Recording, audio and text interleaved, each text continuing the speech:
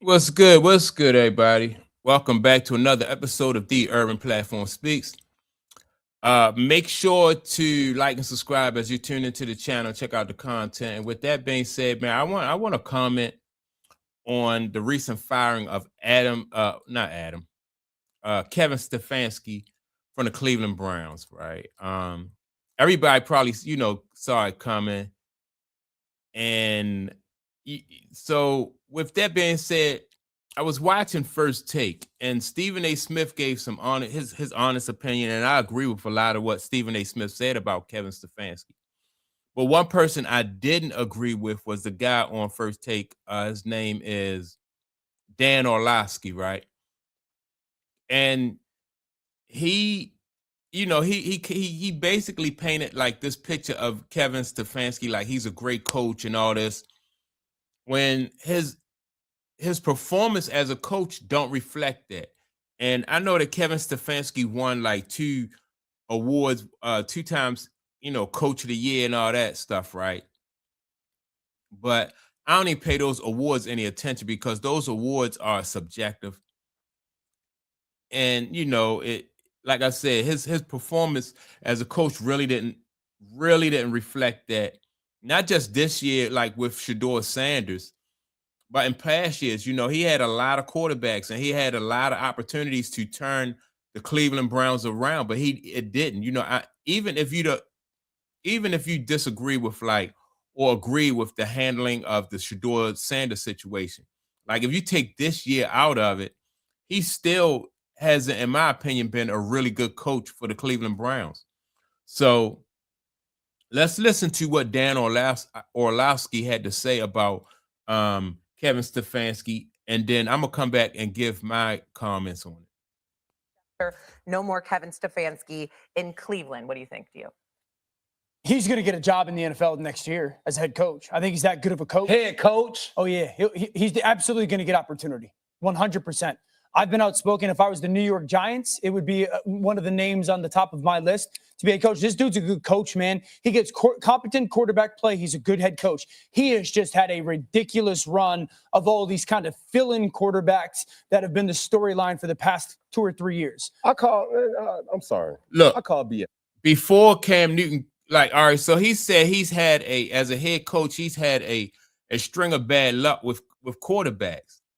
But part of your job as a coach is to develop the talent you get at every position. It's like any coach that get a good quarterback should be able to succeed. But it's the coaches who are able to make those teams good, no matter what you have out there. You got to do better than that. What he's been able to do at Cleveland. So you can't say, oh, well, he just had a string of bad luck when it comes to quarterback. That's part of your job, to develop the players that you have or draft players in order so you can be successful. You got other coaches around the league who do that. And so, I just don't agree with Dan Orlovsky. And let me listen to what Cam Newton is going to have to say about what Dan said. Wow. And I'm going to tell you why. I'll give you a perfect example. Yeah. Kyle Shanahan. Yep. Right? His quarterback goes down. Let's even go back a couple of years ago. Jimmy Garoppolo goes down. Insert who? Brock Purdy. Brock Purdy goes down this year. Insert Mac Jones. Yeah. Did the offense take any type of hiccup? Well, Cam, you didn't even mention Trey Lance. For sure. Okay, but that offense didn't look good under Trey Lance. One, Mac Jones is an ex-first-round pick and a guy who's had a lot of success, not a lot of success, but success in the NFL. Mm-hmm. Okay, number one. Number two, it's as talented. You got one of the great players in the league in McCaffrey. Right. So, we're talking about different groups. Cleveland's offense, not nearly as talented as San Francisco. Wait a minute. So he said that San Francisco was able to bring in a quarterback who had previous success, right? And so was Cleveland. They had Joe Flacco. Joe Flacco is a Super Bowl winning quarterback, right? So why didn't he make the best of the situation when he had Joe Flacco? So, that's his argument don't hold. But you put Baker Mayfield in that offense when they had some success, they go to the playoffs and win a playoff game. You put Joe Flacco in that offense, a veteran who's a successful starting quarterback, and they've got some good talent around them, they win a lot of football games. But the frustration to me comes with Kevin Stefanski not being able to develop young players. Well, what young player did you want?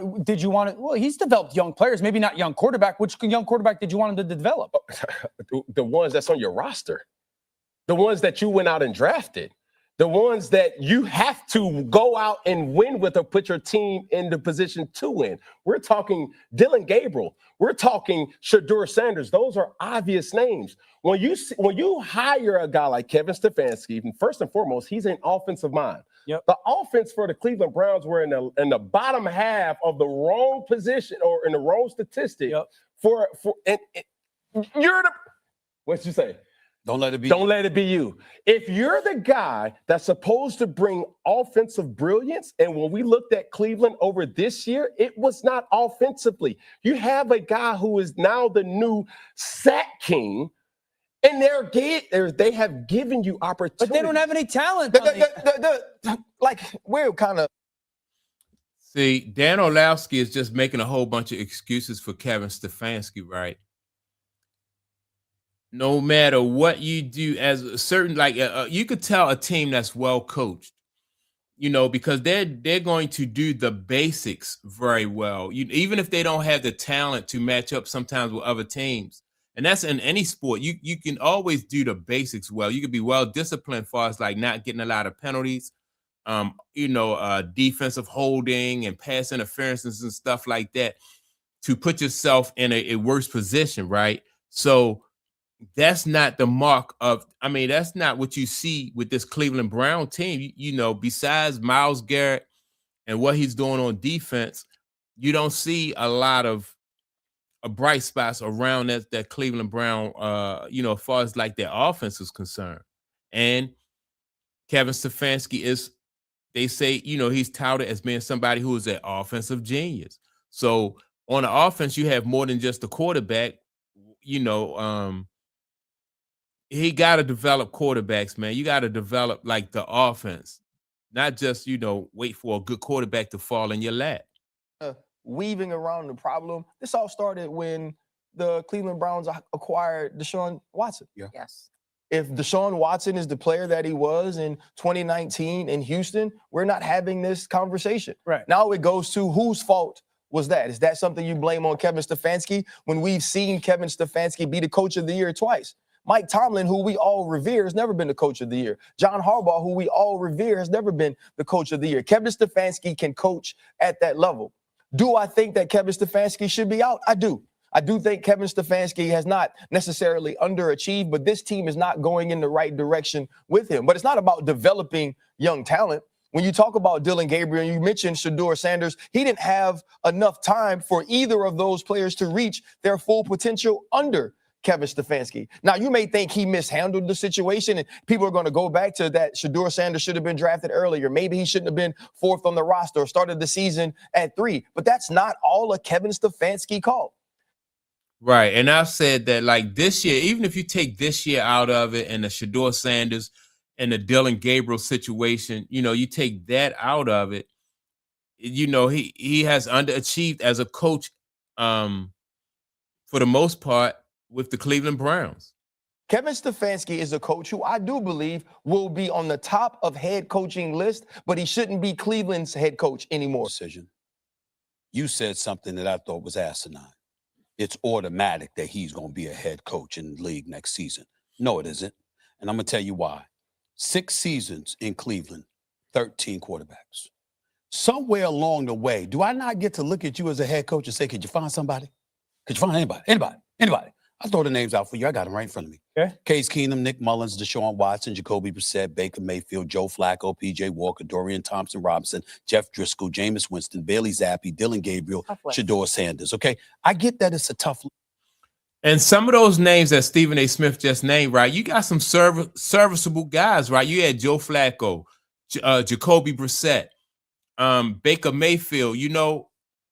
And some people might say Jameis Winston. You can do. They might not be. Everybody not Tom Brady, but there's some things that you can do on your offense to help your team be better. Than you got to coach those guys up, manage them.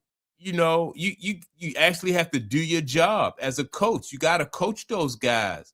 Some guys you give them more responsibility on the offense. Allow them to check out a play. Some guys you can't. That's where the decision making of the coaching and the coaching staff come in, right? You just can't just roll the ball out there and say, man, this is our quarterback, take us to the promised land. You got to actually coach. And he didn't, with none of his quarterbacks, it showed that he didn't do that. So let me get back to what Stephen A. Smith is talking about, because on this occasion, I definitely agree with Stephen A. I understand that. But you're talking about 3 or 4 people in there that could help you look a little bit better than you looked. Excuse me.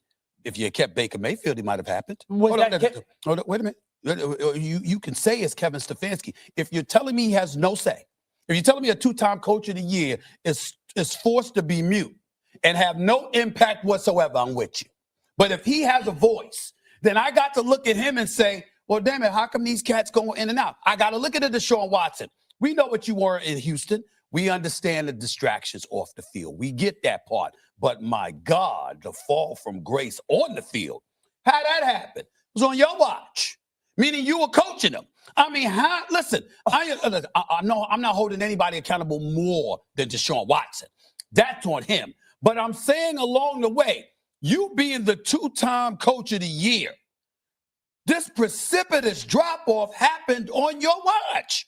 You knew what the situation was with him off the field when y'all acquired him and gave him $230 million guaranteed. And that's not Stefanski. Of course, that's ownership, Haslam, and we get that part. But again, I'm not talking about Deshaun Watson in terms of him not being great. I'm talking about him literally falling off. I mean, a disaster. That was on your watch. Okay. And then I look at Jacoby Brissett. Listen, he ain't great, but damn it, he ain't a scrub.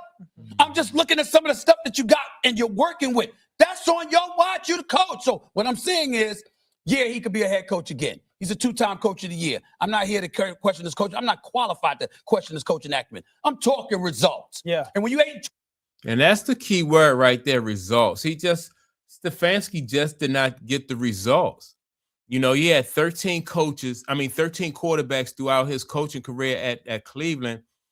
And like I said, Jacoby Brissett, Baker Mayfield, you got to be able to. Joe Flacco won a Super Bowl here in Baltimore, right? So you got to accept some responsibility. And if you can't develop any talent or you can't get guys to perform on a certain level, then how are you going to be a head coach? Like if he go to the Giants or wherever else he go, it's going to be the same situation. You just can't hope that when you get there, there's a quarterback there. You're going to have to develop a quarterback. You had to be like Andy Reid is a guy who can do that. Who else? And the guy, Kyle Shanahan, he does that. Like when one quarterback go down, even at Philly, like I think Philly over the last few years before Hurts got there, they had other quarterbacks and was able to make it to the Super Bowl or make playoff runs, right? So you got to be able to coach with what you have. You just can't wait for a franchise quarterback to come down, through the pipeline and fall in your lap. You're not going to last long like that. So that's my take on the situation. Y'all make sure to like and subscribe to the channel. Also, don't forget to leave a comment. And with that being said, I'll check you all out in the next video. Peace.